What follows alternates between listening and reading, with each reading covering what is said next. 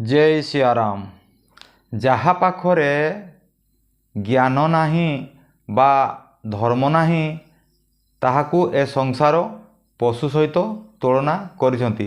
काहेकि ना आहार निद्रा मैथुन एवं भय प्रत्येक प्राणी को पाखरे थाए बा ए होची ईश्वर प्रदत्त प्रत्येकटी गुण जहाँ समस्त प्राणी मानक पाखरे देखा जाए एवं मनुष्य मानक पाखरे भी से जिनसटी देखा जाए। तेणु जो मनुष्य पाखरे धर्म न थाए बा ज्ञान न थाए से मनुष्य पशु सहित समान।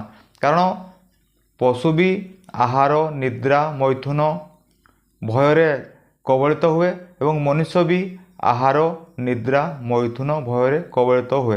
तेणु जहाँ पाखरे धर्म एवं ज्ञान अच्छी से ही प्रकृत मनुष्य। जय सियाराम।